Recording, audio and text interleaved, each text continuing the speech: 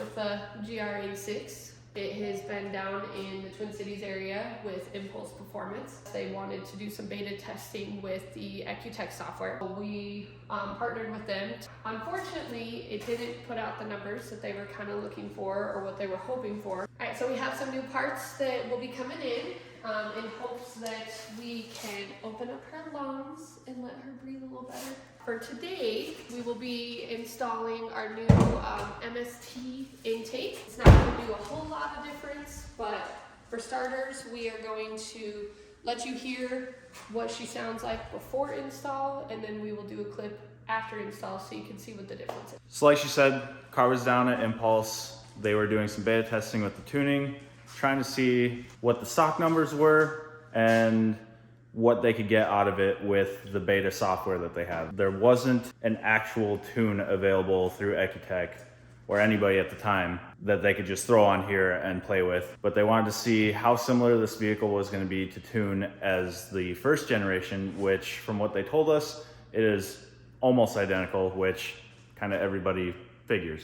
So Impulse Performance uses a Dynapack hub dyno, which is a little bit different than Mustang dyno, Dynojet. On the Dynapack, the GR86 made 205 horsepower and 174 foot-pounds of torque, which is pretty healthy in comparison to the first gen that makes 160 horsepower consistently and much less torque. So you definitely feel it when you get behind the wheel in one of these. But like everybody else, we want more. First things first, we'll get a sound clip of the factory intake, which, I mean, damn you.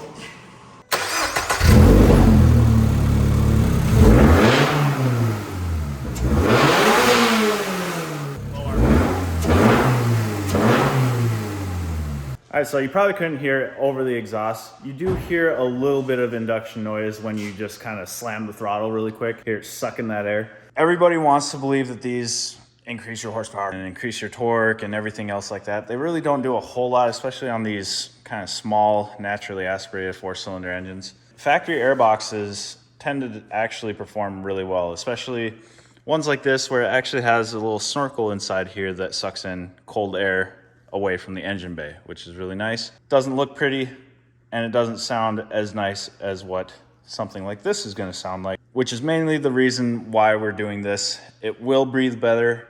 This paired with a header and full exhaust will have its benefits, but the main thing that we are going for is sound right now. And here is everything that you get with the intake. Most importantly, sticker, keychain, air freshener. The intake piping itself is metal, but has a nice wrinkle black powder coat on it. Dry air filter, a couple clamps, some brackets, and all the hardware that you will need. Okay, so to take this stock air box out, it's pretty simple. You got two 10 mils here, a Phillips head or also a 10 mil. Small Phillips head screws, be careful not to strip these ones out. You'll need a pair of pliers just to get these clamps off, to pull that out. And then this is either a flathead or an 8 mil.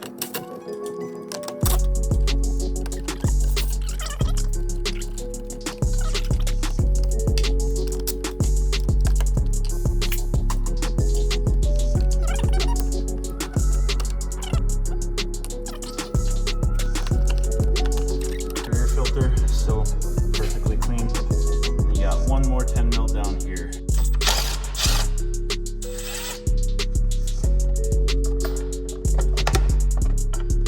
And that's it, factory airbox out. So you got two little brackets like this that are gonna go on the airbox facing towards the front of the vehicle. So once you have all the brackets on, dry fit everything in the car. Make sure the brackets are gonna line up exactly where you need them to, especially this one. It's got a little groove here, so you can extend it however you need to, but just make sure everything is gonna be in the right place before you fully tighten these down, because once this is in, it'll be a little bit harder to access. So these are what you're looking for. Make sure these line up to where they're gonna mount. This lines up and goes around the factory snorkel, and this bracket here lines up with the hole there.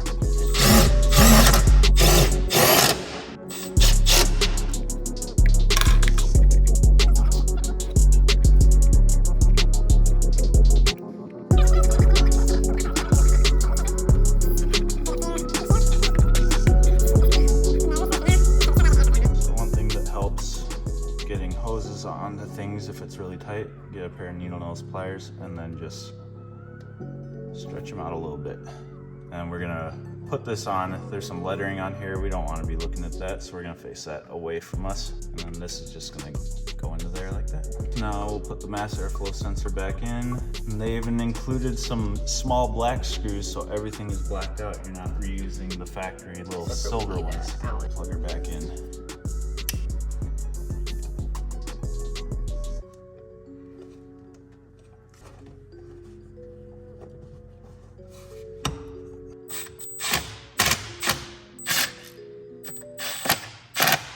Go over everything, make sure everything is tight, everything is secure. It's not gonna bounce and fall off or anything. MST intake is in. Box is kind of goofy because it's so large and it's open, but it is retaining the factory snorkel, which is nice. Keep getting that cool air from the bumper into here. And it's just a straight shot into the motor. So we're gonna go ahead and fire it up and hear some lovely intake sounds.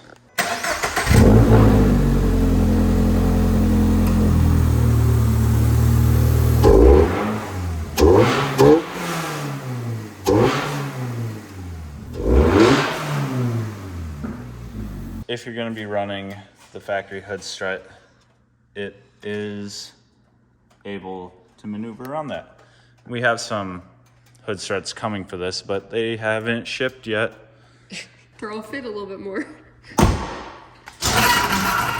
that sounds terrible.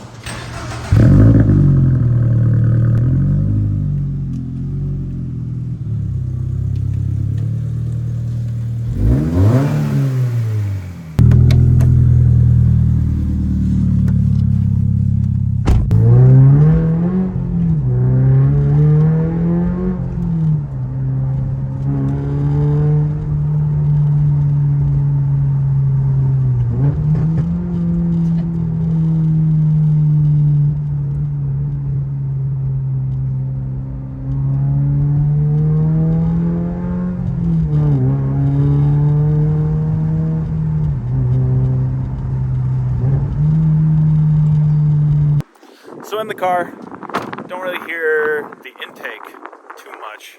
The exhaust does sound like it has a little bit of a different, which is kind of to be expected. Sorry for if there's a lot of wind noise here. It's a bit cold and shitty out.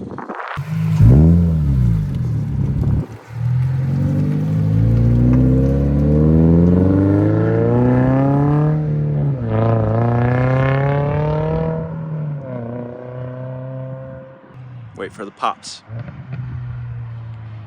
Still some snow on the ground, and there's going to be about 10 inches more tomorrow because we live in Minnesota.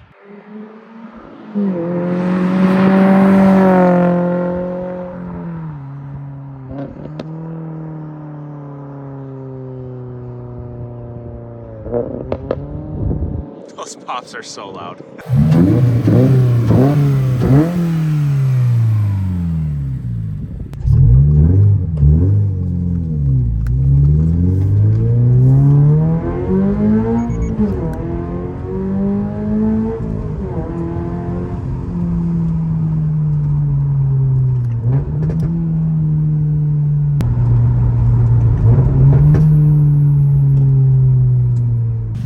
Now, because of all that snow that we're getting over the next couple days, mainly tomorrow, the car sadly has to go and be stored away, as with those ones.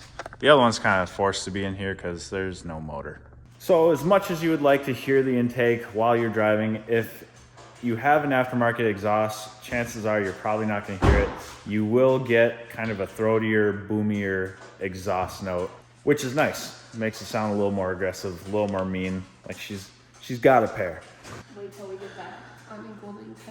Unequal length is definitely the way to go. I don't care if you lose a little bit of top end power.